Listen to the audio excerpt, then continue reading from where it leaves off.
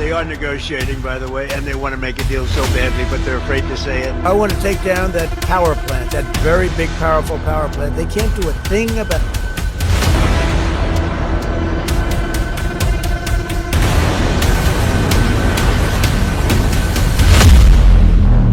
Israel में Iran की जुल्फिकार मिसाइलों के धमाके ट्रंप के सभी दावों की धज्जियां उड़ा रहे हैं।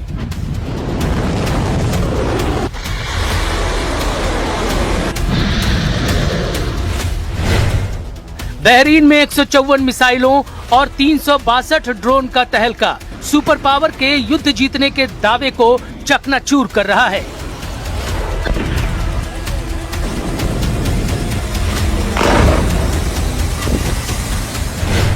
सऊदी अरब के रियाद में 6 मिसाइल फटने से साफ हो गया है कि ईरान बड़ी बेरहमी से दुश्मनों को मार रहा है।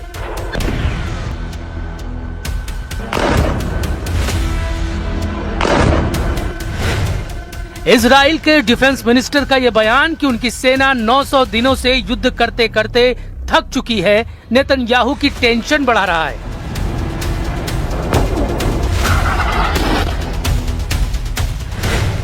जेडी वेंस का दावा कि ईरान जैकेट वाला एटम बम फोड़ने वाला है, परमाणु युद्ध की सटीक भविष्यवाणी साबित हो सकता है।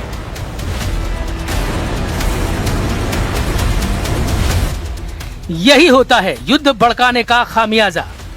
दुश्मन को कमजोर समझने से खुद की करारी हार के बढ़ जाने का खतरा। ट्रंप और नेतन्याहू को जोरदार झटके लग रहे हैं। ईरान तनकर युद्ध में खड़ा है। खाड़ी देशों की जमकर पिटाई ने, इजराइल में मची तबाही ने, अरब वर्ल्ड में अमेरिकी अड्डों की बर्बादी ने युद्ध को सबसे भयानक दौर में घसीट लिया है। अब ईरान की मिसाइलों का जोर दिख रहा है। अब ईरान के क्लस्टर बमों का शोर उठ रहा है। ईरान ने पेच कस कर रखा है। हर दिन पेच पर प्रेशर बढ़ता जा रहा है। ईरान ने यह भी साफ कर दिया है कि वो युद्ध में किसी की मदद नहीं ले रहा है। रूस पर ईरान की मदद के जो आरोप लगाए गए, उसे भी Сергей Лавров ने खारिज कर दिया। Соглашение о военно-техническом сотрудничестве. Мы поставляли в Иран определенные виды продукции военного назначения, но мы не можем согласиться с обвинениями в том, что мы помогаем Ирану. ऐसा बिल्कुल भी नहीं है कि लड़ाई एक तरफा है। ईरान से ज्यादा बारूद इजराइल इस्तेमाल कर रहा है, मगर ईरान का क्लस्टर अटैक उसे भारी साबित कर रहा है। इजराइल के आसमान में क्लस्टर वॉरफेयर चल रहा है। इजराइल के सभी एयर डिफेंस सिस्टम क्लस्टर की काट नहीं तलाश पा रहे। असल में जब ईरान से मिसाइल लॉन्च होती है, तब इजरायली रेडार उसे सिर्फ एक ही टारगेट समझते हैं।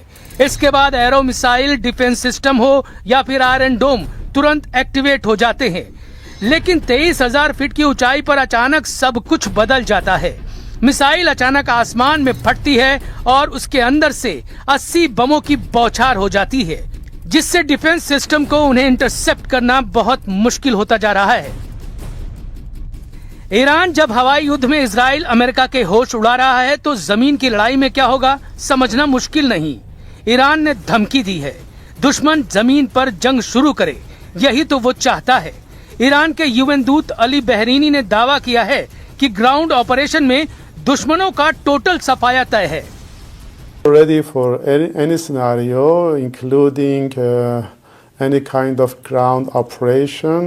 I think that is a place that we will be able to defeat them.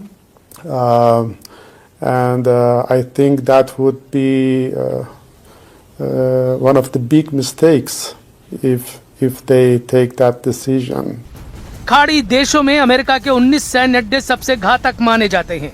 इनमें से 13 को ईरान धुआं कर चुका है, जिससे अब ग्राउंड ऑपरेशन में ईरान की 6 लाख सैनिकों से टकराने के लिए अमेरिका इजराइल को पूरा जोर लगाना पड़ सकता है, क्योंकि खाड़ी देशों के अमेरिकी सैन्य अड्डों पर हथियारों का भी संकट बढ़ता जा रहा है।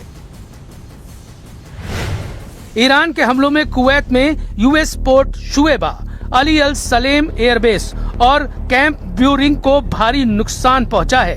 ईरान की मिसाइलों और ड्रोनों ने कतर के अल उदैद एयरबेस के रडार सिस्टम को तबाह कर डाला है। बहरीन में ईरान के वन वे अटैक ड्रोन ने अमेरिकी 5th फ्लीट हेडक्वार्टर का कम्युनिकेशन सिस्टम जला डाला है। वहीं सऊदी अरब के प्रिंस सुल्तान एयरबेस पर हुए हमलों से ईंधन भरने वाले टैंकरों और जंगी हथियारों को नुकसान पहुंचा है।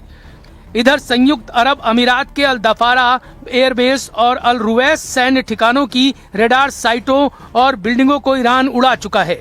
अमेरिका को ईरान में सबसे ज्यादा नुकसान ऐन अल असद और इरबिल एयरबेस पर झेलना पड़ा है। इसके साथ जॉर्डन में मुवफ्फाक अल साल्ती एयरबेस पर भी ईरान की बैलिस्टिक मिसाइलें गिरी हैं, लेकिन नुकसान की जानकारी अमेरिका ने जारी नहीं की है। 13 सैन्य अड्डों पर ट्रंप को अब तक $800 मिलियन के नुकसान का अनुमान लगाया गया है।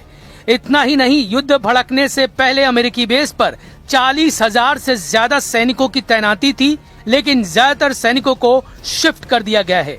युद्ध में जान का लाखों लाख डॉलर के नुकसान ने ट्रंप को ईरान के एनर्जी सेंटर पर हमलों की डेडलाइन बढ़ाने पर मजबूर किया। उन्हें उम्मीद है कि इसके बदले ईरान हॉर्मुज स्ट्रेट को खोल सकता है। They've been obliterated. Who wouldn't negotiate?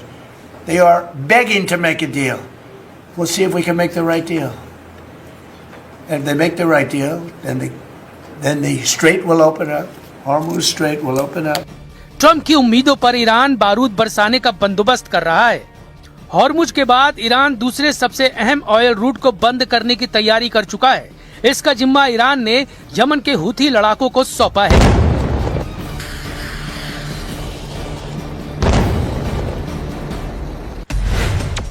Iran ने यमन के पास बाब अल मंदाब स्ट्रेट को ब्लॉक करने की धमकी दी है। बाब अल मंदाब रूट लाल सागर को अदन की खाड़ी और अरब सागर से जोड़ता है। ये स्ट्रेट दुनिया के महत्वपूर्ण कारोबारी समुद्री मार्गों में से एक है, जहां से यूरोप और एशिया में गैस और तेल की सप्लाई होती है। लाल सागर के इस ट्रेड रूट से हर साल $1 ट्रिलियन का कारोबार होता है। हुती चीफ अब्दुल मलिक हुती को सुन लीजिए। ईरान समर्थक लड़ाका ग्रुप के चीफ ने जिहाद का ऐलान कर दिया है। طاغوت العصر اليهود الصهاينة وذراعهم الأمريكي وأي تطورات للمعركة تقتضي الموقف العسكري سنبادر إلى ذلك بكل ثقة بالله سبحانه وتعالى। युद्ध में अब ट्रंप के लिए आफत ही आफत है। सबसे ज्यादा टेंशन तो ईरान के जैकेट एटम बम ने बढ़ा रखी है, जिसके खतरों को उपराष्ट्रपति जेडी वेंस ने ट्रंप को समझा दिया है। द गार्डियन की रिपोर्ट के मुताबिक जेडी वेंस ने जानकारी दी है कि ईरान ने जैकेट वाला न्यूक्लियर बम बनाना शुरू कर दिया है। यह आशंका इसलिए जताई जा रही है क्योंकि ईरानी मीडिया में उसके एनपीटी से बाहर निकल जाने की खबरें छप रही हैं। लेकिन क्या जैकेट परमाणु बम ईरान बना सकता है? अमेरिका के पास ऐसे एटम बम हैं। अमेरिका के पास दुनिया का सबसे छोटा परमाणु बम है, जिसमें 23 किलोग्राम वॉरहेड ले जाया जा सकता है, जिसकी कुल क्षमता 10 टन टीएनटी की है। ईरान के पास 440 किलो यूरेनियम है। 440 किलो यूरेनियम से ईरान 11 परमाणु हथियार तैयार कर सकता है। लेकिन ईरान के पास न तो अमेरिका तक मार करने वाली मिसाइल है, न ही उसके पास ऐसा कोई जंगी जेट जो सुपर पावर को दहला सके। तो फिर हमला होगा कैसे? इसकी आशंका जताई जा रही है कि ईरान अमेरिका में एक्टिव अपने स्लीपर सेल को ये मिशन सौंप सकता है। खैर, इस खतरे पर अमेरिका अलर्ट है, लेकिन जिस बात ने ट्रंप और नेतन्याहू को डरा दिया है वो इजराइल की सेना की कमजोरी है। इजराइल आर्मी 900 दिनों से लगातार युद्ध लड़ रही है, वो भी 1-2 नहीं 7 फ्रंट पर भयानक युद्ध, जिसका कोई अंत नहीं दिख रहा। इसके चलते इजराइल की सेना में विद्रोह पनपने लगा है।